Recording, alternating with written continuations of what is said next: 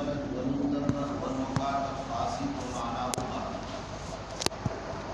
انہوں نے فرمایا کہ ولد آقا نے اس سے ولد حاصل کر لیا، یعنی اسی سے اولاد ہوئی، اب وہ اس کا حکم بدل جاتا ہے. یہ ہوتا ہے کہ اب وہ من وجین آزاد ہو جاتا ہے. وجین کیا ہو جاتا ہے؟ اب آقا کے مرنے کے بعد وہ کسی کی وراثت میں نہیں جائے گی بلکہ آزاد ہو جائے گی. کیا ہو جائے گی؟ تو اس کو آزادی کا حق مل چکا ہے. اس کو ولد کہتے ہیں.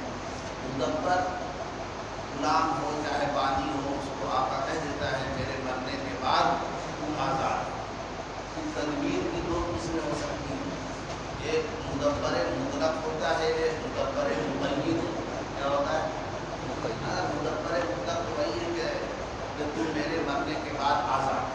یہ مطلق مدبر مقید. اگر میں اس مرض میں مروں تو، اگر میں اس سفر سے آؤں اور میرا انتقال ہو جائے، فرض کر لو، تو کیا ہے؟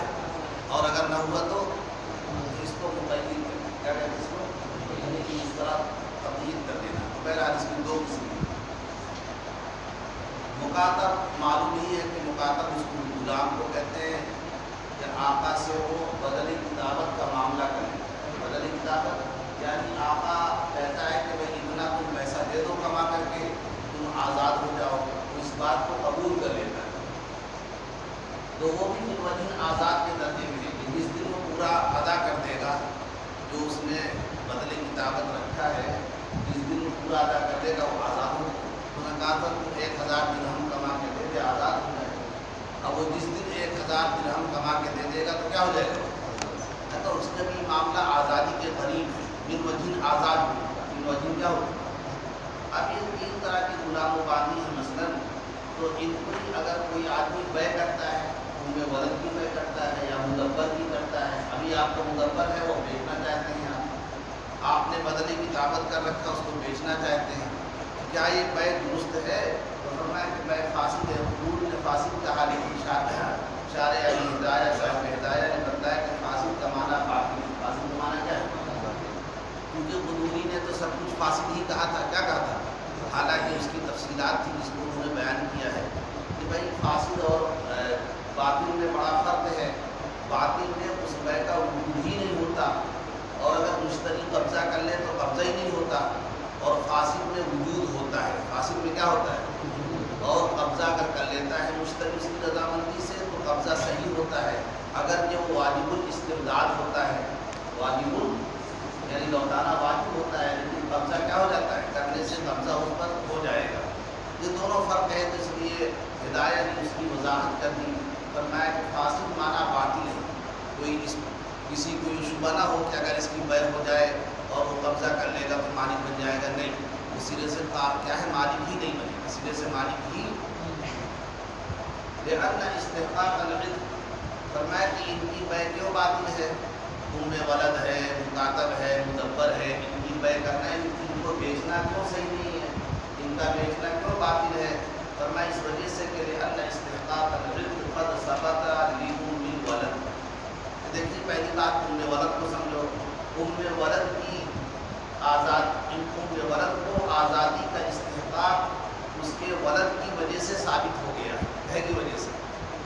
یعنی جو اس نے آقا کے وجہ سے آقا کے لیے بچہ جنا اس نے، تو اس بچے نے کیا کر دیا؟ اس کو آزادی کا استحقاق دے دیا. آزادی کے مستحق ہو گئے. اس کے لڑکے نے آزادی کا مستحق نہیں، مطلب اس کو سبب بن گیا. کیا بن گیا؟ یعنی استحقاق دے دیا. اسی کو ماننا ہے کیونکہ آزادی کا استحقاق قد ثبت لأم الولد، ام ولد کو ثابت ہوا ہے بقولہ علیہ السلام، نبی علیہ السلام کے فرمانے کی وجہ سے کہ اعتقها ولدها، یہ باندی کو اس کے ولد نے کیا کر دیا؟ جیسا کہ ماریہ قبطیہ کے بارے میں آپ نے فرمایا تھا ہے نا بھائی، کہ اس کو کیا کر دیا اس کے ولد نے. یعنی جب ابراہیم علیہ السلام پیدا ہوئے تو کیا کہا تھا آپ نے؟ کیا وہ ماریہ تو اس ولد کی وجہ سے کیا ہو گئی؟ وہ باندی تھی نا ماریہ، کیا تھی؟ تو حضرت ماریہ قبطیہ جب حضرت ابراہیم جو آپ کے ولد ہیں جو پیدا ہوئے تو کیا ہوا؟ آپ نے فرمایا کہ اعتقها ولدها، اعتقها، اس کو اس کے ولد نے کیا کر دیا؟ آزاد. ٹھیک ہے نا. لوگوں نے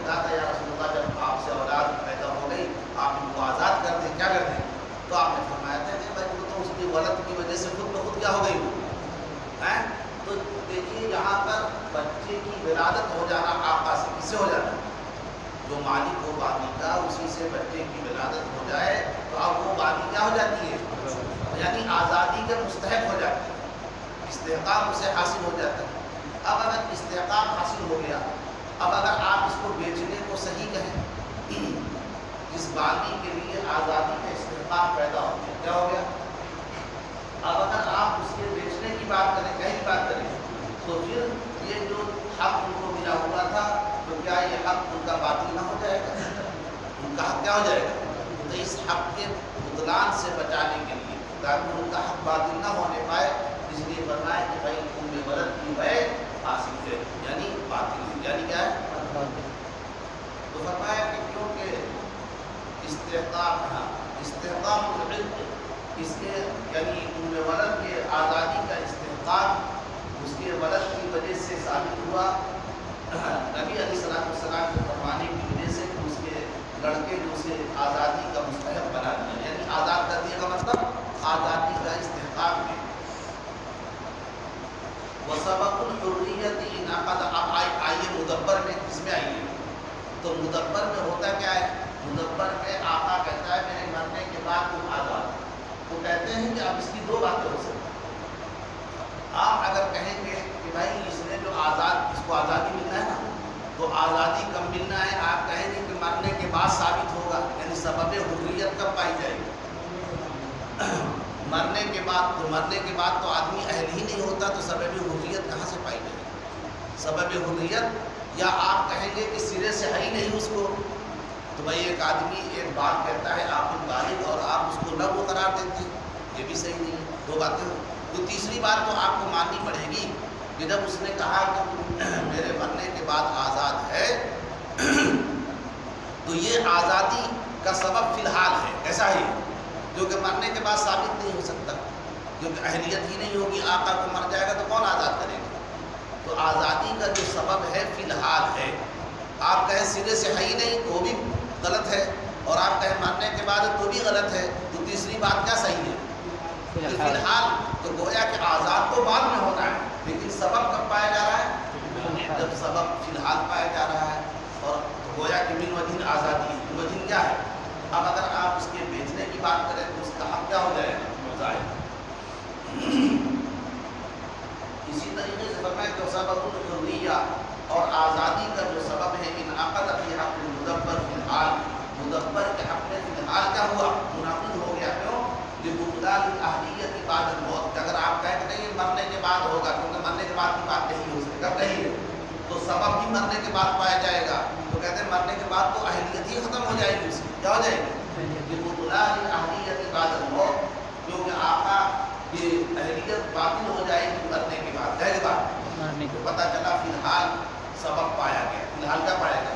اب اگر آپ اس کو بیچ دیں گے تو آزادی والا سبب ضائع ہو جائے گا، کیا ہو جائے گا اس کا؟ مکاتب کیا کرتا ہے؟ مکاتب کیونکہ معاملہ کرتا ہے اور آقا کی طرف سے بات آتی اتنا کما کر دے دو تم آزاد، تو آقا کی طرف سے یہ آزاد والا جو معاملہ ہے نا یہ لازم ہوتا ہے۔ لازم کا مطلب آقا اگر اس کو فسخ کرنا چاہے تو فسخ، لیکن یہ غلام کی طرف سے، مکاتب کی طرف سے غیر لازم ہوتا ہے۔ غیر لازم مطلب کہا بھائی ایک سال میں اتنا کما کے دو تو آزاد ہے، اب اگر وہ ایک سال میں کما کے دے دیتا ہے تو آزادی ہے، اور اگر نہیں کما پاتا عاجز ہو جاتا ہے تو پھر کیا ہو جاتا ہے؟ پھر غلام بن جاتا ہے۔ تو اس کی طرف سے غیر لازم ہے، اس کی طرف سے کیا ہے؟ لیکن آقا کی طرف سے یہ عقد لازم ہے، یہ عقد کیسا ہے؟ لازم ہے۔ اب اگر مخاطب بننے کے بعد پھر آپ اس کے بیچنے کی بات کریں تو آپ کی طرف سے تو وہ عقد لازم ہوگا، آقا کی طرف سے کیا ہوتا ہے؟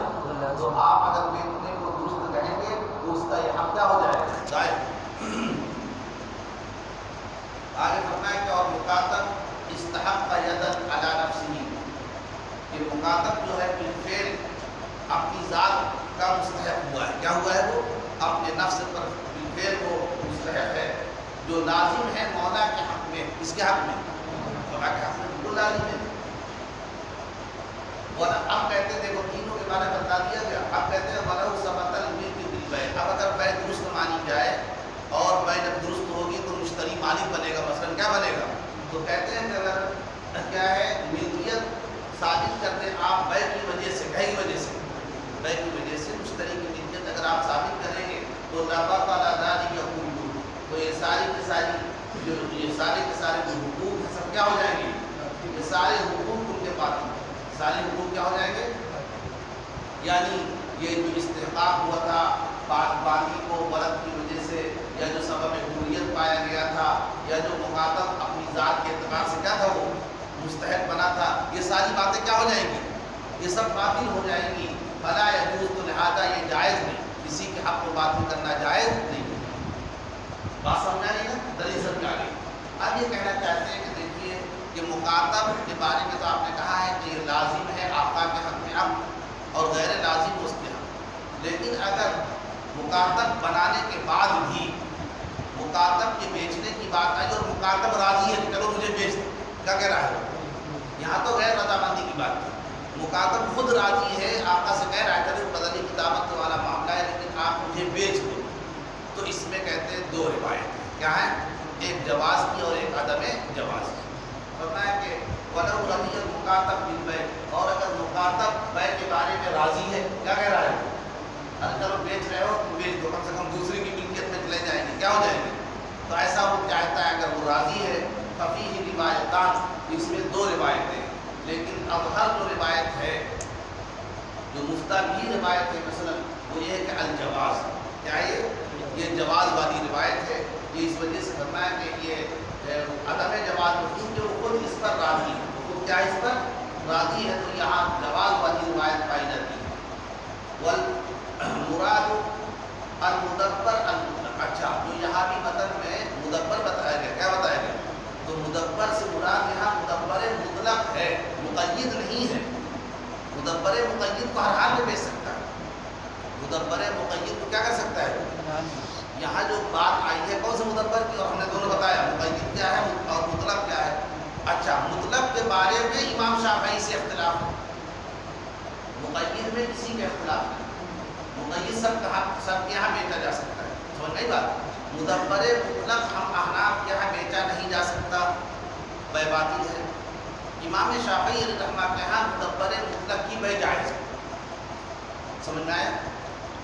وہ کیا دلیل دیتے ہیں؟ امام شافعی رحمہ مدبر مطلق کے جواز کے بارے میں یہ کہتے ہیں کہ دیکھیے یہ تدبیر کرنا ایک طرح سے تعلیق ہے، یا ایسا ہی جیسا کہ کہے کوئی آدمی کہ میرے مرنے کے بعد تو آزاد ہے نا، زید آئے تو آزاد ہے، جو شرط ہے نا تعلیق، جو کہتے ہیں جب کوئی کسی چیز کی تعلیق ہو یعنی شرط کے ساتھ اس کو معلق کر دیا جائے، تعلیق بالشرط، تو تعلیق بالشرط والی چیز کو کیا ہے بھائی بیع اور ہبہ کرنا جائز ہے، ان کیا کیا ہوتا ہے؟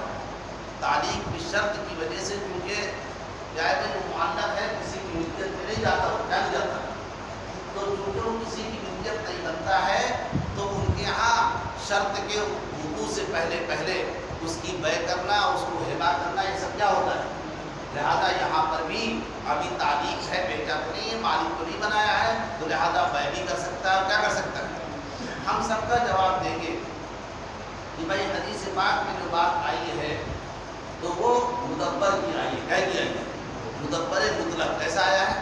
مدبر مطلق کی جو بات آئی ہے کہ مدبر کو نہ بیچا جائے، حدیث پاک میں المدبر لا یباع ولا یوہب ولا یورث، یہ حدیث ہے کہ نہ تو بیچا جائے گا، نہ ہبہ کیا جائے گا، اور نہ، اب یہ بات جو روایت پیش کرتے ہیں کہ اللہ کے رسول نے مدبر کو بیچنے کے بارے میں کہا، تو ہم اس کی تعبیر کرتے ہیں کہ جو بیچنے کی بات آئی تو مدبر مطلق نہیں تھا، وہ کیسا تھا؟ مدبر مقید۔ کیا جواب ہو جائے گا؟ مدبر مقید۔ تو فرمایا کہ مراد مدبر سے مدبر مطلق ہے نہ کہ مقید، اور مدبر مطلق کے بارے میں امام شافعی رحمہ کا اختلاف، اس کا اختلاف وقد ذکرناہ فی الکتاب، اور ہم نے اس کو کتاب الکتاب میں کیا کہتے ہیں بیان۔ وَإِنْ مَاتَتْ أُمُّ الْوَلَدِ أَوِ الْمُدَبَّرُ فِي يَدِ الْمُشْتَرِي، اب ہوا یہ کہ وہی ولد یا مدبر کو اس نے بیچ دیا تو بیع باطل ہے نہیں۔ اب جب بیع باطل ہے، مشتری قبضہ بھی کر لیا، مشتری کیا ہوا، اور مشتری یہاں وہ ہلاک ہو گئے، مثلا مر گئے، تو مشتری کو کیا دینا پڑے گا؟ تو آپ کو تو قاعدہ معلوم ہے بھائی بیع باطل میں کوئی چیز ہے جو امانت ہے، تو امام صاحب تو چونکہ اس کو یہی مانتے ہیں نا، تو چونکہ وہ امانت ہے تو کوئی ضمان مان نہیں، کوئی ضمان مان صاحبین کے یہاں ضمان ہو جائے گا، صاحبین کا کیا ہو جائے گا؟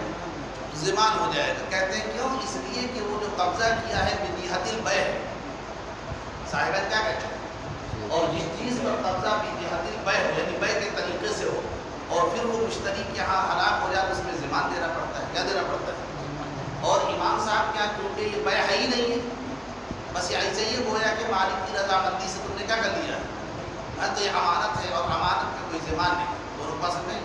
اب صاحبین کیا کہتے ہیں کہ کیونکہ بجہت البیع ہے، کیسا ہے اس لیے مضمون ہوگا۔ بجہت البیع کیوں ہے؟ فرمایا اس طریقے سے کہ دیکھیے یہ غلام یعنی مدبر اور ام ولد، کون؟ مدبر اور ام ولد یہ تحت البیع داخل ہو جاتے ہیں۔ تحت البیع کیسے؟ مثلا ایک آدمی خالص غلام اور مدبر کو ملا کر بیچتا ہے، دونوں 1000 500 تو کہتے ہیں یہ خالص غلام میں 500 کے بقدر تو بیع جائز ہو جائے گی اور مدبر میں جائز۔ اگر یہ تحت البیع داخل نہ ہوتے تو دونوں میں بیع فاسد ہوتی۔ جیسا ایک آدمی غلام اور آزاد کو بیچتا ہے، کیا کرتا ہے؟ دونوں کی بیع کیا ہو جاتی ہے؟ تو دیکھو یہ یہی کہا جاتا ہے کہ چونکہ یہ تحت البیع داخل ہے اس وجہ سے اس میں اپنے میں بیع تو نہیں صحیح کر رہا لیکن دوسرے میں کیا کر دیتا ہے؟ تو دوسرے میں بیع کو صحیح کر دینا، پتہ چلا تحت البیع ہے۔ اب ایک عارض کی وجہ سے بھی چونکہ مدبر ہے تو اس پر بیع نافذ نہیں ہو رہی لیکن یہ بیع کی اہلیت رکھتے ہیں۔ کہو کیا رکھتے ہیں؟ یہ بیع کی اہلیت تو رکھتے ہیں، اگرچہ بیع واقع نہیں ہوتی تو جو چیز بیع کی اہلیت رکھے، جو چیز کیا کرے؟